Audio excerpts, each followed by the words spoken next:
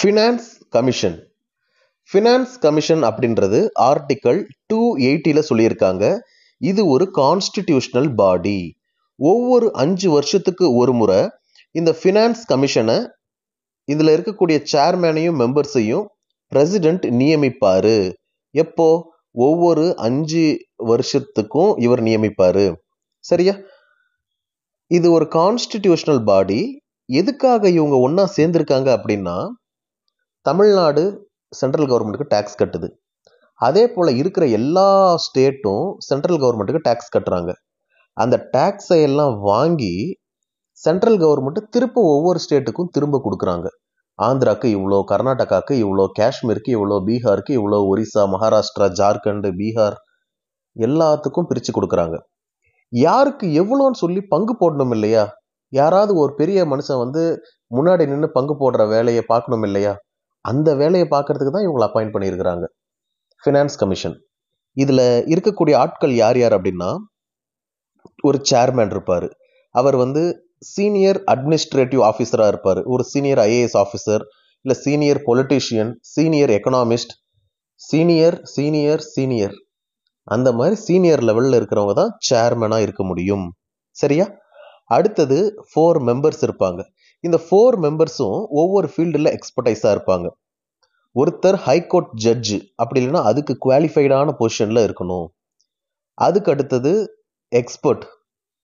எதில் எக்ஸ்பர்ட்னா, government finance and அக்கௌண்ட்ஸில் எக்ஸ்பர்ட்டாக இருக்கணும், financial matters and அட்மினிஸ்ட்ரேஷனில் எக்ஸ்பர்ட்டாக இருக்கணும், எக்கனாமிக்ஸில் எக்ஸ்பர்ட்டாக இருக்கணும்.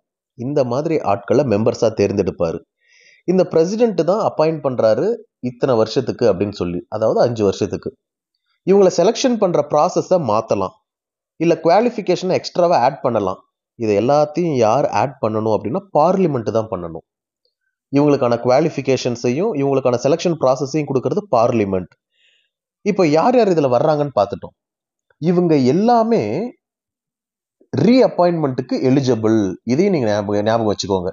யூபிஎஸ்சியில், ஸ்டேட் பப்ளிக் சர்வீஸ் கமிஷன்ல எல்லாம் இருக்கக்கூடிய சேர்மேன் ரீஅப்பாயிண்ட்டுக்கு எலிஜிபிள் கிடையாது. ஆனால் இவங்க ரீஅப்பாயிண்ட் பண்ணுறதுக்கு இதில் இருக்கக்கூடிய ஆட்கள் எலிஜிபிள். சரியா? இவங்களோட ஃபங்க்ஷன்ஸ் என்னென்ன அப்படின்னா, முதல்ல டேக்ஸ் ரெவென்யூ ஷேரிங். எல்லா பணத்தையும் மொத்தமாக வாங்கி ஒவ்வொரு ஸ்டேட்டுக்கும் இவ்வளோ பிரித்து கொடுக்கலாம் அப்படின்னு இண்டிவிஜுவலாக இந்த ஸ்டேட்டுக்கு இவ்வளோன்னு பிரித்து கொடுக்குற வேலையை இவங்க செய்கிறாங்க. அடுத்தது கிராண்ட்ஸ் இன் எய்டு. கிராண்ட்ஸ் அப்படின்றது என்னன்னா, ஆர்டிக்கல் 275 சொல்லியிருக்கிறாங்க. கிராண்ட்ஸ் அப்படின்றது ஒவ்வொரு ஸ்டேட்டுக்கும் கொடுக்கக்கூடிய, சென்ட்ரல் கவர்மெண்ட் கொடுக்கக்கூடிய பணம் தான். ஒரு ஸ்டேட் ரொம்ப செழிப்பாக இருக்கும், அவங்களுக்கு கம்மியாக கொடுப்பாங்க. ஒரு ஸ்டேட்டில் ஒன்றுமே இல்லாமல் இருக்கும், அவங்களால வரி கூட ப்ராப்பராக செலுத்த முடியாது. அந்த மாதிரி இருக்கிறவங்களுக்கு சென்ட்ரல் கவர்மெண்ட் அதிகமாக பணம் கொடுத்து அவங்கள மேம்படுத்துகிறாங்க. இதை தான் செகண்ட் பாயிண்ட்ல சொல்கிறாங்க, கிராண்ட்ஸ் இன் எய்டில். அடுத்தது ஃபண்ட் ஃபார் லோக்கல் பாடிஸ். இப்போது பஞ்சாயத்து, முனிசிபாலிட்டி, இந்த வில்லேஜ் லெவலில் இருக்கக்கூடிய கவர்னன்ஸை அதிகப்படுத்தணும். இது ஒன்று சொல்கிறாங்க. அடுத்தது பிரசிடென்ட். இந்த ஃபினான்ஷியல் மேட்டர் மட்டும் இல்லாமல் நாட்டில் வேற ஏதாவது ஒரு ஃபினான்ஷியல் மேட்டர் இருந்தாலும் அதை இவங்க கிட்ட கொடுத்து பார்க்க சொல்லலாம். அதற்கு பிரசிடென்ட்டுக்கு அதிகாரம் உண்டு.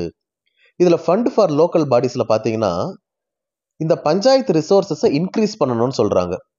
பஞ்சாயத்து எங்கே இருக்குது? பஞ்சாயத்து, முனிசிபாலிட்டிலாம் ஸ்டேட்டில் இருக்குது.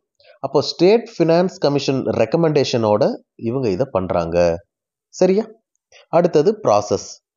என்ன ப்ராசஸ்னா, இந்த கமிட்டி ரிப்போர்ட்டை முதல்ல பிரசிடென்ட்டுக்கு சப்மிட் பண்ணுவாங்க. இவங்க யாருடைய பொறுப்பிலும், ஃபினான்ஸ் மினிஸ்ட்ரி பொறுப்புலாம் கிடையாது. இவங்களுக்கு ஒரே ஒரு ரெஸ்பான்சிபிளான ஆள் பிரசிடென்ட் தான்.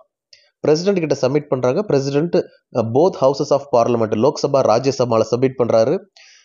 சப்மிட் பண்ணிட்டு அதை கவர்மெண்ட் பார்க்குறாங்க. இவங்க கொடுக்கக்கூடிய ரெக்கமெண்டேஷன்லாம் கவர்மெண்ட் எடுத்துக்கலாம், எடுத்துக்காமலேயும் போகலாம். நாட் பைண்டிங் தான். ஆனால் வழக்கமாக காலாகாலமாக இவங்க கொடுக்கறத கவர்மெண்ட் அப்படியே அக்செப்ட் பண்ணிக்கிறாங்க, ஒரு ஃபிஸ்கல் ஹார்மோனியை மெயின்டைன் பண்ணணும் அப்படின்னு சொல்லிட்டு. அதனால் இவங்களோட ரெக்கமெண்டேஷன்ஸை யாரையுமே நிராகரிக்கிறதில்ல, ஏற்றுக்கிறாங்க. இது ஒரு பாரம்பரியமாகவே மாறிடுச்சு.